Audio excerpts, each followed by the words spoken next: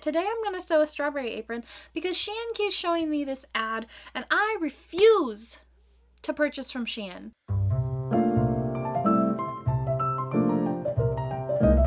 Nine months ago, I made this Shein apron and I wanted to show how you could make these things by hand, how long it might take, if it was affordable, all of that jazz. And I keep getting an ad for this little dress situation. It's like a pinafore. It's a crisscross back, but it's a dress. And I love it. It's so cute. It's so, like, I am in my pink era at the moment. And I obviously really love strawberries. If you don't know my channel, I have a strawberry kitchen. So we're gonna make it. If you don't know anything about me or my channel, I try very hard to source pretty much everything, either secondhand or slow fashion or small business. I try very hard not to buy things brand new. I am not going to judge you for wherever you shop. I will occasionally buy fast fashion if it is something that I can sustainably use in my wardrobe for a very long time. However, Shein, don't go there. They employ slave labor. There are toxic chemicals in their clothing. It is made so that it's not even gonna last through 1 or 2 washes. It's all just trend chasing, temporary, meant to be thrown away. It's so bad for the environment. All of that to say, I keep getting this ad for this freaking dress off of Shein, and it's so cute, and I'm gonna make it. First things first, I'm gonna go to the thrift store and see if I can't find some similar fabric. It will need to be a fabric that will hold up to embroidery, so that is my biggest thing. I want it to be a more natural fiber, because polyester is made out of plastic, and it's not that comfortable if you're in the summertime. I did ask my YouTube bestie, Stephanie Canada, if she has any fabric that is in a similar color, and she might. So if I cannot thrift it, I might be able to get it from her, and it is secondhand. I don't know if it'll be vintage, but if it is, that's cool. And if I can't find the fabric anywhere secondhand, then I will go to Joann's and buy it. As far as the embroidery goes, now I'm fairly sure the Shein one is appliques, and I'm on the fence about how I'm going to do that. I can embroider it. I know how to. I have those skills. It's all about how much time and energy and finger torture do I want to go through in this video. As far as a pattern goes, it is just a bunch of rectangles and gathering, and those two things are fairly easy to do. It's going to be chaotic. If you are a professional seamstress, please don't watch this video. I'm a chaos hobbit. That's the plan. We're gonna just run at it head first, no real forethought, and see what happens. Let's go to the thrift store. I went to 3 thrift stores for this project, and while I did spot a few sheets that were a very similar color, neither one of the 2 that I show on camera, which you will see here in a minute, and yes, I did get these pillowcases, but neither of the ones that I found, this one and then there's another one, felt like they would hold up to embroidery. Also, hello, Yul Brynner. Did anybody else have a huge crush on him back in the day? Because I certainly did. And by back in the day, I mean like in the 90s. Anyhow, I didn't find any sheets that felt like they would hold up to embroidery, so I did not end up buying any secondhand fabric. And then my bestie Stephanie also did not have the color that I needed. So I did end up ordering fabric from Joann's to go pick up, and while I was there I looked for appliques and I got distracted by strawberry fabric, because of course I did.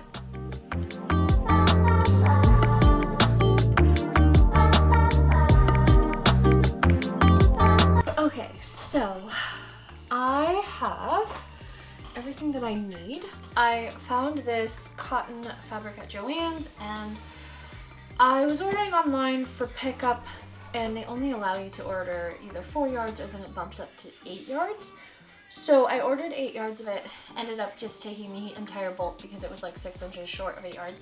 I also, of course, grabbed my thread. They did not have any strawberry appliques or transfer patterns that I liked, so I also picked up some fabric pens so that I can draw my embroidery pattern straight onto the fabric. I have some vintage buttons, and I might make it like a side button closure, but this should be very simple. It is a rectangle bodice, which I'm going to cut out 2 pieces so that it can be fully lined so there's no ugly edges. It is a rectangle skirt that is gathered at the top. It is a rectangle ruffle that is gathered. And then 2 straps and a waistband. So let's get into this. Let's cut apart our rectangles and I keep saying let's get started. So let's do that.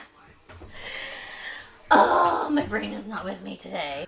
On the first day, I just cut everything out and I made a crucial mistake. If you are a seamstress, you will already know what it is that I did wrong. If you're not a seamstress, I guess you'll find out later. But the first thing that I did was measure out the width of the bodice that I needed. I wanted it to be, I think, 13 or 14 inches wide.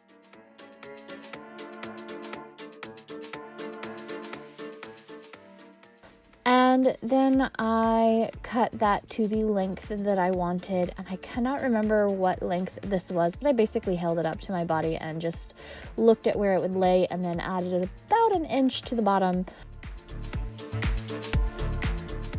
Then I unfolded the bolt to just approximate how much skirt I wanted. I did not measure this, but I'm going to assume that I utilized about 2 yards to make the skirt and the ruffle.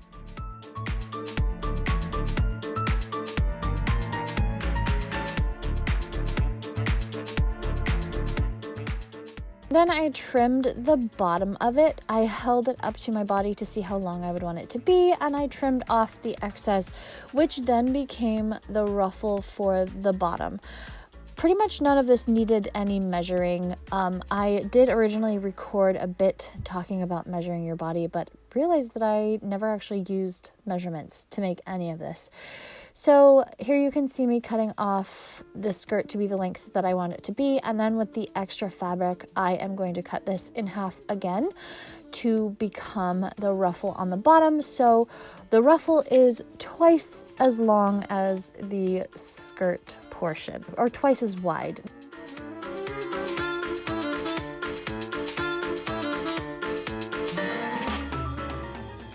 Then I put the bodice on my chest and I just kind of measured from the top of the bodice to the back of my waist, because originally I was only going to have straps that came off the top of the bodice and down to the back of my waist, but as you will see later, I actually end up making the straps go from the front of my waist to the back of my waist, and I make a whole lot of mistakes with that. And here I am cutting the ruffle, which I cut a test piece. It was a little bit too narrow for me. Unfortunately, I don't really know how to explain how to cut the ruffle, but it's basically narrow at the bottom and wider at the top. Okay, before we go any further, this video is sponsored by Skillshare, and it aligns perfectly with this project, which I didn't actually plan it this way, but I have been utilizing Skillshare recently to up my embroidery skills. I am currently taking a class called Stitching Woodland Creatures 101 because I want to learn how to make cute little animals and embroider them onto my clothes. Skillshare has been the perfect place to learn that. As we get closer to summer, one of the things that I want to do is stop doom scrolling so much and stop just being on my phone so much and actually apply myself creatively by making my own clothes, embroidering things, just adding special little touches to the things that are already in my wardrobe. I have a few dresses that I think would look amazing with some personalized embroidery. So I have a ton of embroidery classes from Skillshare on my list of things to watch and learn from. While I have been sewing and embroidering for quite a long time, there are a lot of things that I really need to refresh my memory on. So it's really nice to be able to find all of these embroidery classes on Skillshare so that I can just continue learning and continue being creative. I just want this to be the summer of creativity, and Skillshare is helping me do that. If you are not familiar with Skillshare, they are the largest online community for creatives, and they have classes on pretty much anything you could think of, from cooking to photography to videography to starting your own YouTube channel, starting your own Etsy shop, embroidery, sewing your own clothes. That is a big one that I have been using as well. I love them, and I love that they have a little focus on like summer learning. I think this is a great opportunity to utilize your summertime being creative and creating little pockets of joy for yourself, and also becoming more sustainable, as I have been utilizing Skillshare myself to make my own clothes and to decorate my own clothes and maybe take something that's a little bit old and unworn and make it into something fresh and new. So go down to my link, click through. The first 500 people will get 30 days free, and I think it's a great summer opportunity to learn. Thank you so much, Skillshare, for sponsoring this video, and let's get back into making this dress.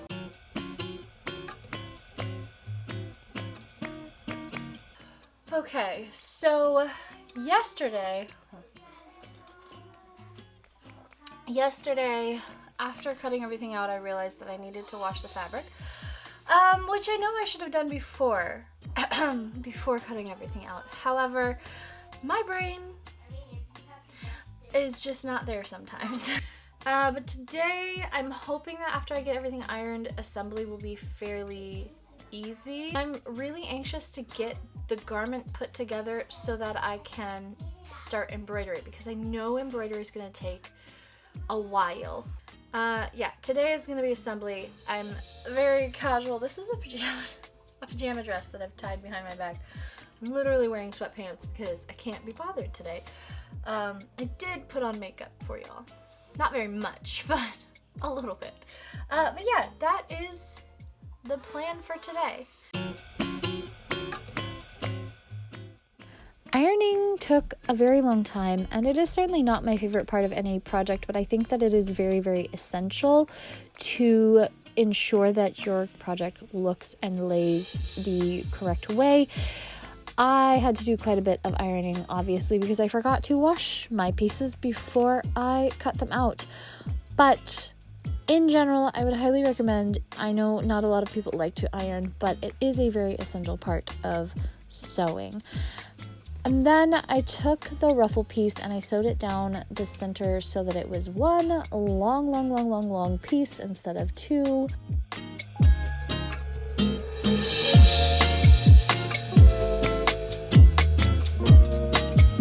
I have realized that if I want this ruffle to look nice, I need to double fold the hem, which means doing something I didn't want to do, which was ironing the entirety of the hem, just to make sure it's even. If you do not know what a double hem is, you will see right here that I have folded over the edge once, and then I am about to fold it over again. There are two ways that you can do this. You can only fold it over once and then fold it over again before you sew it, or do like I do and iron the whole thing. This makes it easier, and then you do not have to pin anything in place, and I think it also sews down nicer. If you are especially particular, you can iron it twice and then pin it and then sew it, but I am not that particular about my sewing, and I really hate taking pins out of things while I am sewing them, and I have a great fear of breaking my needle on a pin, so I pretty much always remove the pins. I then flipped the ruffle over to the other side so that I could turn down the top, the part that will be ruffled. That is where I will do the gathering, and I sewed that down before I added gathering stitches, basting stitches, with which I would use to ruffle the ruff.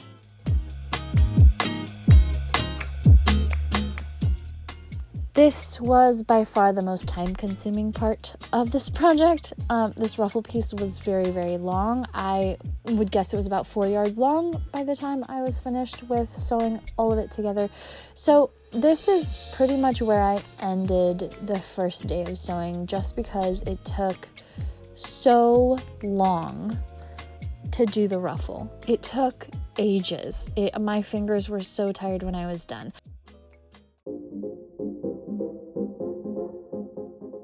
I did also end up gathering the skirt because I wanted all of the hemming and gathering to be done before I moved on to the next day. So here you can see Pippin is helping me gather the skirt piece, which again is just a basting stitch, or in the case of the skirt, I believe I did 2 side-by-side basting stitches so it would be stronger, because it is a much larger piece that is being gathered, and I accidentally broke my gathering string in the ruffle, so I wanted to ensure that didn't happen again.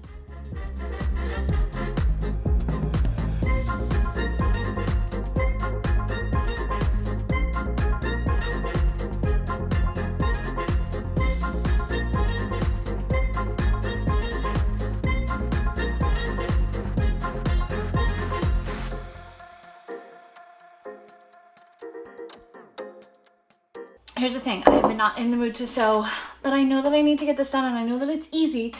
So my mother-in-law is here watching my two littlest kids. I have an hour. Let's finish this dress. I have to gather the skirt, which I put the ruffle on, and that took forever, so I just got sick of it. Insert it into the waistband, insert the bodice part into the, no, I have to, oh. This is where I have to think. So I have to attach the straps and the ruffles to the bodice before inserting that into the waistband. And I think I have to think about it.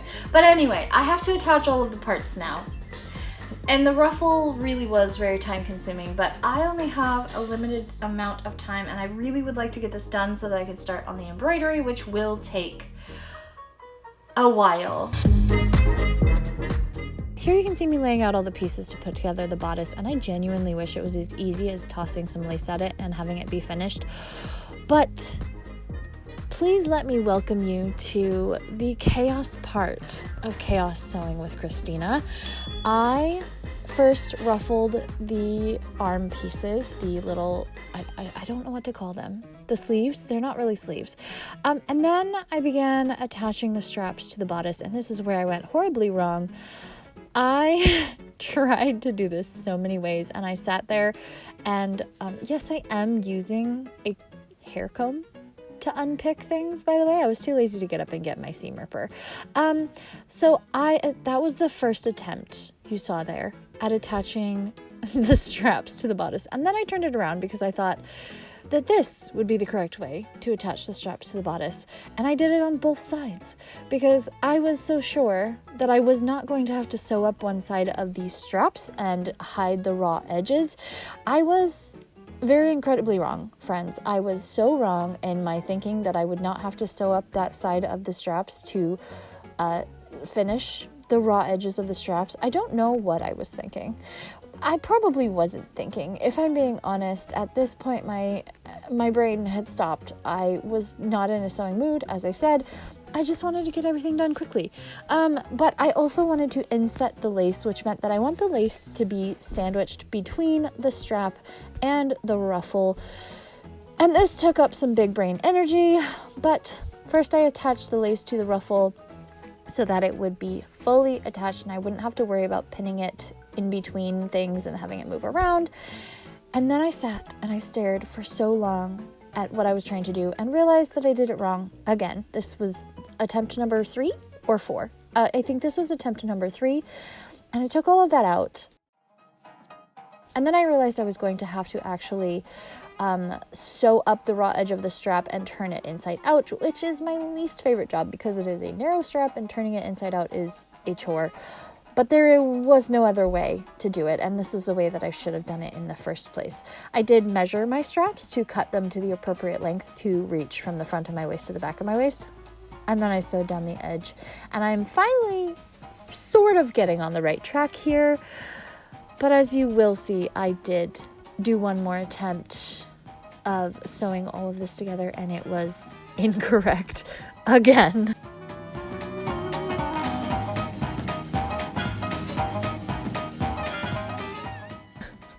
Because here, as you can see, I am still trying to figure out how to attach my ruffle and have it be on the inside and not have the raw edges showing, and also attach the strap.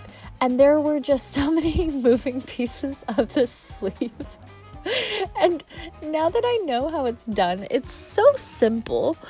But at the time, I was just running on chaos and coffee, and I tried so many ways to do this before I realized how it should be done, and then I felt like an idiot.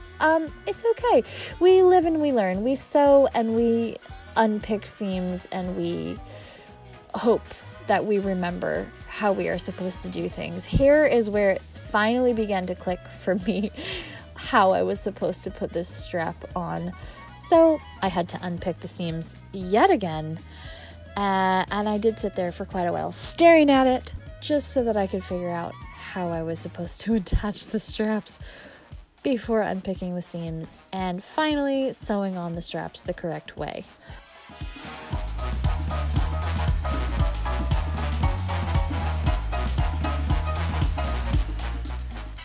and I finally had gotten on the right track, and then I just sewed it on very badly. So I had to unpick the seam again. If you're counting, that's like 4 or 5 times. And I finally turned off the camera and sewed it on, and then I ironed the strap once I had finally sewn it on the correct way, and everything was peachy from here on out.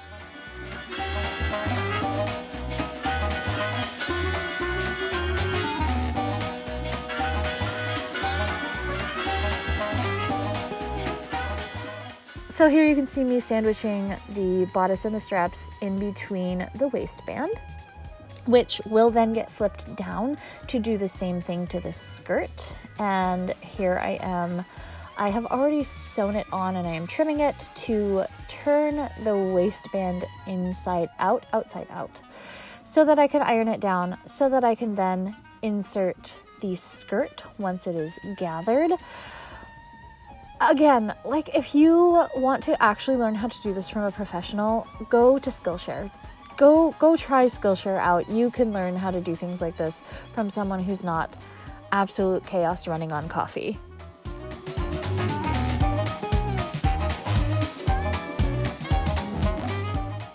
But with that done, I was finally finished with the skirt, and it was time to move on to the embroidery, which was far more fun than attaching the sleeves of this dress.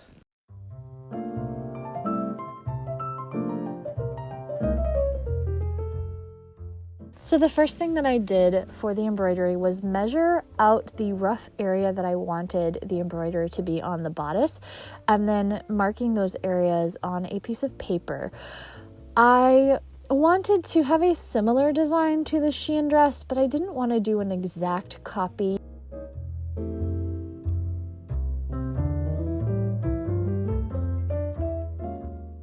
I started with the 2 strawberries in the middle, and then I did a very rough look at what I kind of wanted, and I kind of searched around on the internet a bit. As you will see, I erased a lot. I backtracked a lot, but I am freehanding all of this based on the SHEIN dress and then based on some other sources on the internet.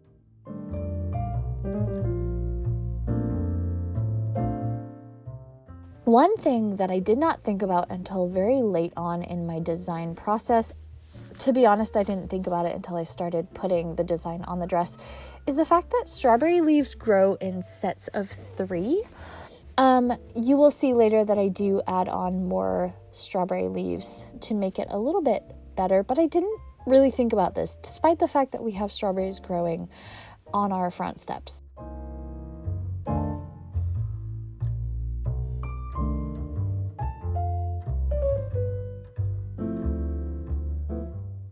Generally, I tried to make the design a little bit asymmetrical. I didn't want it to be perfectly mirrored, but I did want it to feel like each side had the same weight. And here you can see I have pulled up a few design inspirations on Google and Etsy and all of those fun places. But in general, I just kind of added leaves and little strawberries and flowers wherever it felt like they were needed. I didn't have any huge rhyme or reason other than the kind of general shape and the 2 strawberries in the middle.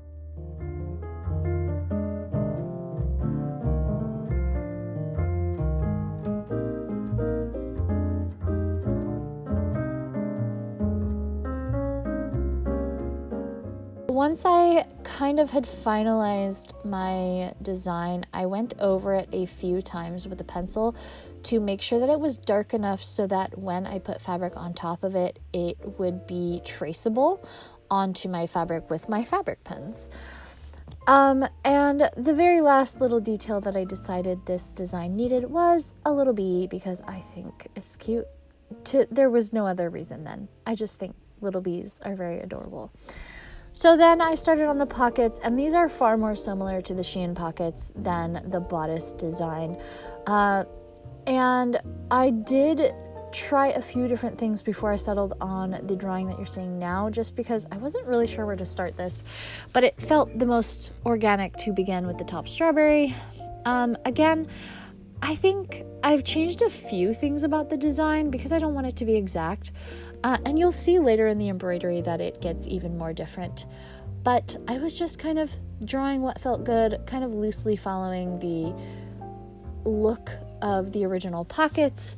And again, didn't realize until much later that strawberry leaves grow in pairs of, not in pairs of threes, in triplets, in thruples, whatever you want to call it. But I added my little bees, and the pocket came about much quicker. And then before I transferred everything, I decided I wanted my flowers to be larger on the bodice, because after I did my pockets, I just kind of realized that the bodice design felt a little too tiny in some places. So that is what I did. And the last step was to put the fabric on top of the designs and transfer them over with a disappearing fabric marker, which you can find pretty much anywhere.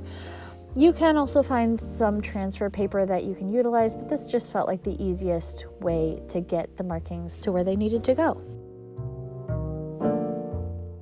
Then it was time to sit and grab my basket of embroidery floss and other embroidery things and pick out my colors and generally the color design of this project. I did want to make it different from the SHEIN dress. So I started with my basic green and I built out from there with some yellow and white and red and pink, which you did not see me choose there, but I didn't film any of embroidering the first pocket because I was figuring out my design and it felt a little too stressful to have to film from the very beginning. So here you see I have come outside on the second day of embroidery to embroider outside.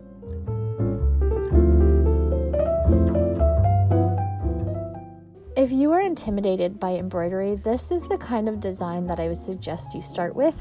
A bigger shape that you can fill in with little lines. This is a very beginner-friendly kind of design. All you're doing is filling in shapes with straight lines. You do want to make sure that your lines are different lengths and not to just do a bunch of straight, even lines, which again makes it easier because you don't have to have them be perfect.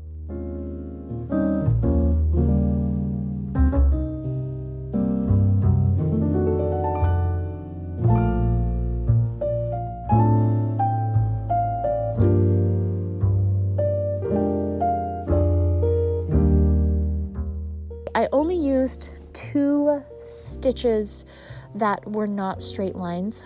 The first stitch is called a stem stitch, and you take a stitch forward and then come up halfway through, keeping your thread to one side, and then pull it all through.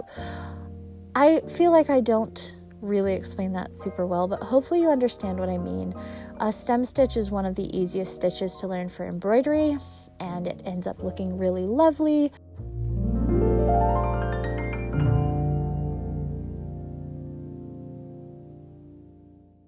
For the leaves, I just filled in with straight stitches. The strawberries, I filled in with straight stitches. The flowers, I filled in with straight stitches.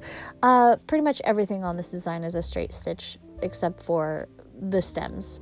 The bees, I did also, I think, use a stitch that I'm not sure what it's called.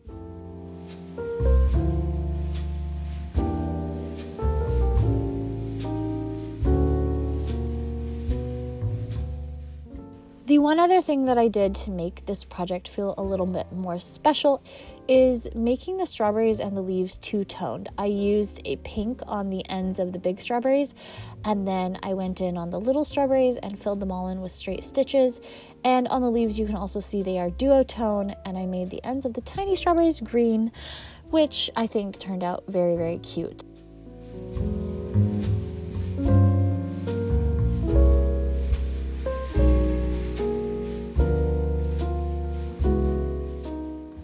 And for the fully unripe strawberries, I used even tinier straight stitches, but again, it's all just straight stitching. For the flower petals, I used straight stitches again, but here I did pay attention to the length to have the longest stitch be in the middle of the petal, and then they get shorter from there on out. And then I did a very bad job of filming this bee, but I took a straight stitch and came up in the middle of it, being sure to bisect the threads, and then took another stitch. The last little detail I added was the dots on the strawberries, which again is just a straight stitch, and I went over one of the red threads just to ensure that the yellow was visible. And then I also went on the end of the strawberries with some green threads, which you will see.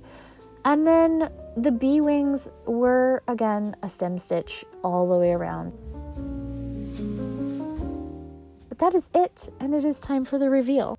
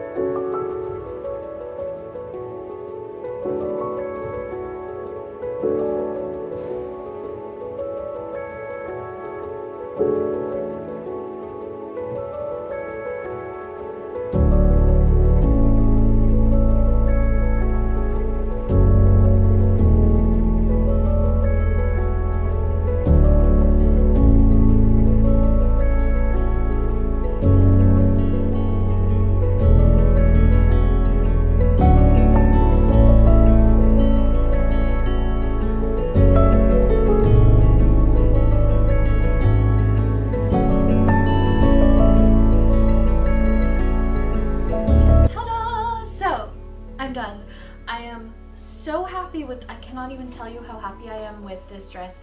I love it to death. It does have a few flaws. I will have to fix one thing, but overall I'm really happy with it. I have learned how to put together one of the dress styles that I've been wanting more for myself, but I haven't been able to really afford to buy in slow fashion because obviously I don't shop on Shein.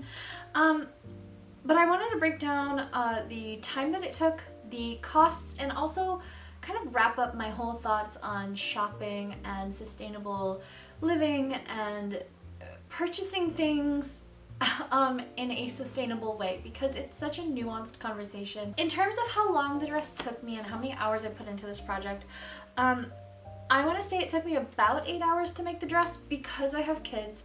I started on a Sunday, and I think on the first day I just cut everything out, and that probably took me about an hour, maybe less, I don't know.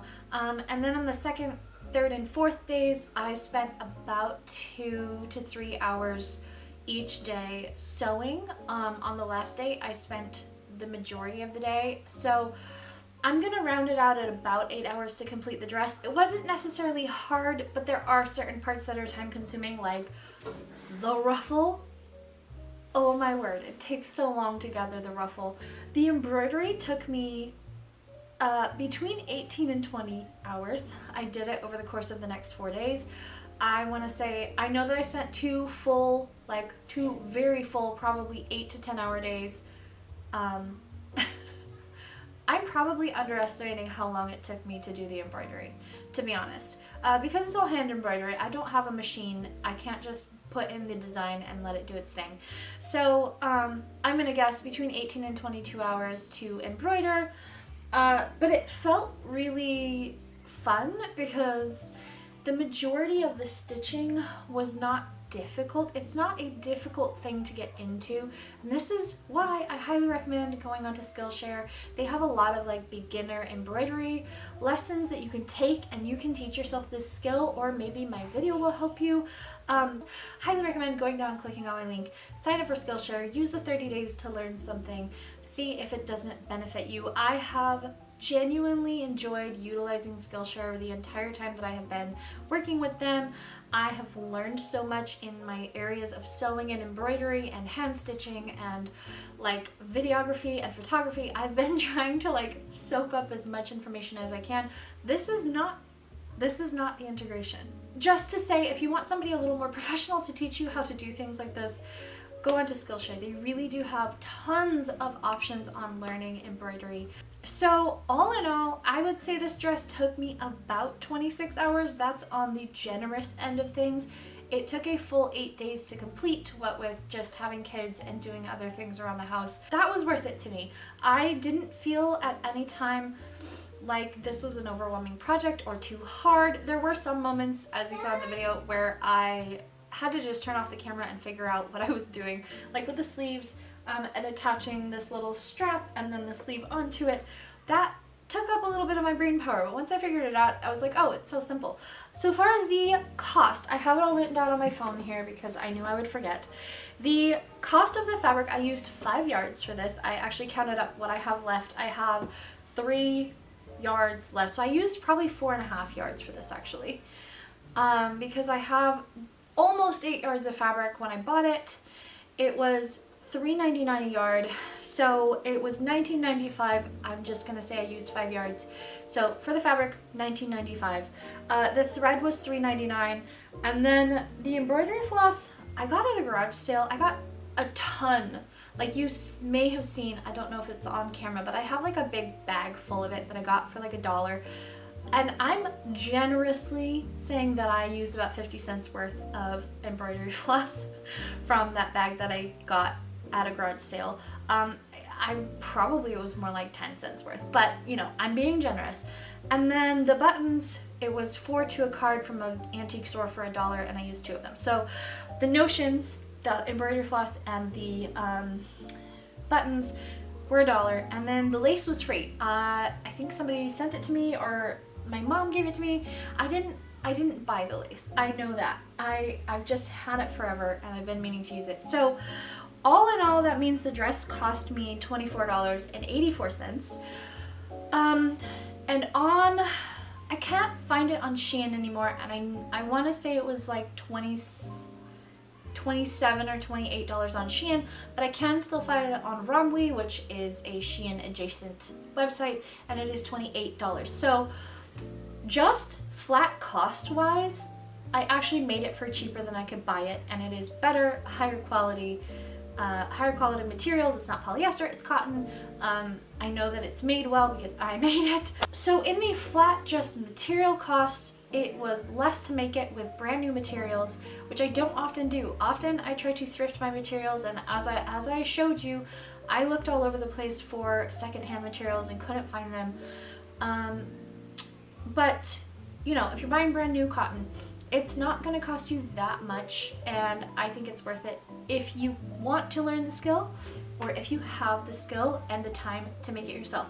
Now, this is where I got curious, because if I was paid a minimum wage at 26 hours, which is on the generous side, the low end of how long this took me, the dress would cost $390 in minimum wage payment, which is not even what the average seamstress is paid here in Washington. So that's the low end of things. It would be $390 plus material costs, which would put you just around $415.